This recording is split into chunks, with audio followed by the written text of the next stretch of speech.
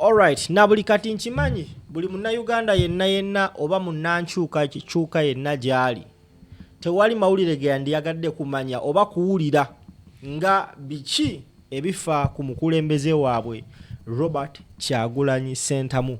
Bobi Wine olunaku lw'ejjo omwogezi w'ekibiina kya National Unity Platform ate nga ye leader of opposition the Right Honorable Ssenyonyi mu lukuŋŋaana lw'abannamawulire olwabadde ku kitebe kya National Unity Platform e Kavule yavuddeyo n'ayogera ku mbeera y'omukulembeze Robert Kyagulanyi Ssentamu. Bobi Wine, I believe Ssenyonyi is in contact with the president.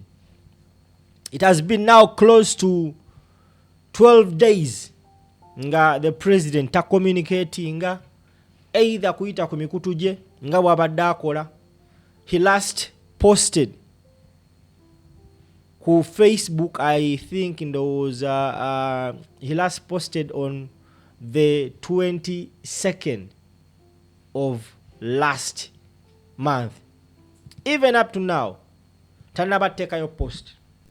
Twafunye amawulire bamuwadde ekitiibwa, he was honored era ennaku z'omwezi nga 17 lwalina okuba nga akima engule ye mu ggwanga lya America mu kibuga ekya New York. Many of us, I know you and me, are worried tetunawulira ku mukulembeze nga tatera kusirika bwatyo. What is going on? Ssenyonyi bwati bwe yayogedde ku nsonga ya President Robert Kyagulanyi Ssentamu. Listen, watch, but please request you kindly subscribe and share the video to as many people as you can. Katukomewo. Amakaga President waffe Magere poliisi n'amagye bakyalemeddeyo. Bagenda ne beebuzaabuza nti ekitiibwa Kyagulanyi tewali amunoonya era tewali amulondoola naye bo tebavaayo. Bali ebweru ne munda mu compound bakyalimu. Banga ttono bamenya enju ne bayingira ne bakuba mukyala we. Tuze tugaa nti bembanga mwina kyemuteebereza nti President waffe alina omusango ogweyazza, lwaki temumuyita mu butongole kituyita summons ajja awoze omusango ogwo gwe mumuvunaana gw'okuwakanya Mwai Museveni kuba kati gwe musango omunene gwe yazza? Lwaki temumuyita? Naye bakyalemeddeyo eyo mu ngeri tategeerekeka. Tugaba abapoliisi bano n'abamagye ensangi zino mulaba abantu bakolebwako obulumbaganyi, ebyabwe ne bibbibwa, kati ab'ebijambiya ne ku kamera kati tubalaba n'okubalaba, ne balumba wa booda ne bamutematema ne bamuggyako booda ne batwala kino naki. Eyo muve eyo Barracks ennamba ejjudde Magere, mugende mukwate abo abamenya amateeka.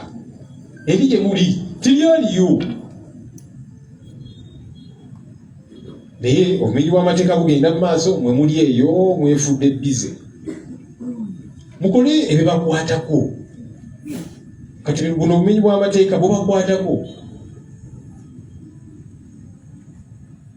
So tukyalindiridde kuba gavumenti ekyebuzaabuza.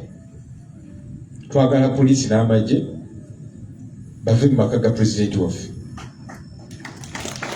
Temulina kye mukolayo eyo, agamba kasi gammwe eyo si crime scene nti waliwo ebikolobero ebyakolebwayo, kubanga biba bwebiri nga temubitubuuliranga. Munaatumenya nti tetuli mu cooperating, kubanga bw'ogamba nti amaka g'omuntu waliwo ekikyamu ekikoleddwayo kikakata ku muntu oyo nti kakati twetaaga obujulizi buno naki temulikolanga, temutubuuliranga anti kino kyekyakolebwayo nekikyamu, twetaaga kino, twetaaga naki. Ab'enganda zaabwe n'abalala bazze bagezaako okugenda ejuzi balooya bagendayo bakuba bakube.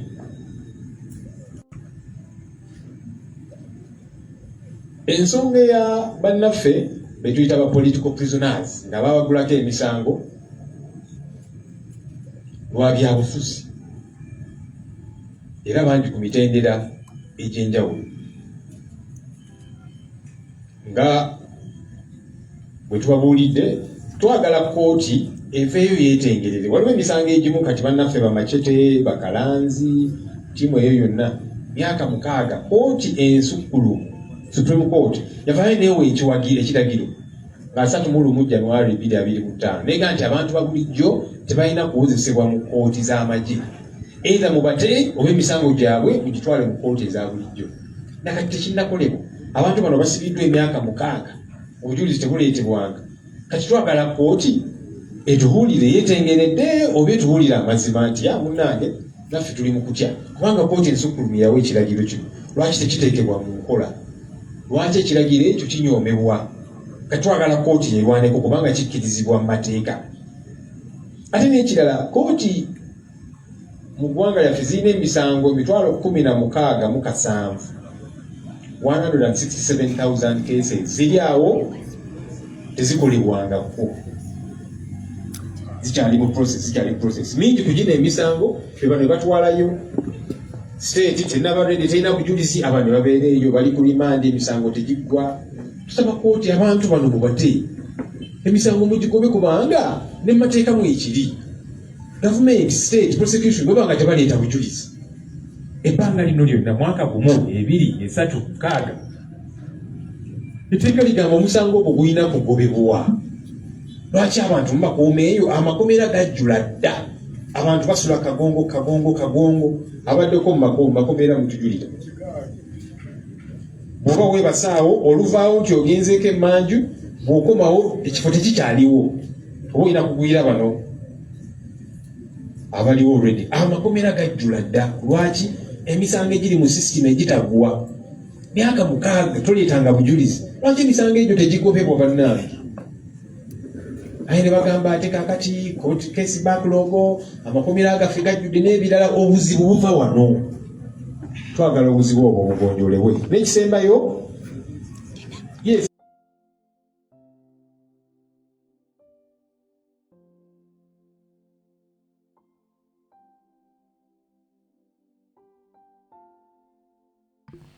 the Right Honorable Joel Ssenyonyi nga ye leader of opposition ate nga ye spokesperson w'ekibiina kya National Unity Platform avuddeyo okwogera ku mbeera y'omukulembeze amaka ge gakyalimu ab'amagye na buli kati, n'ayogera ne ku basibe abali makomera.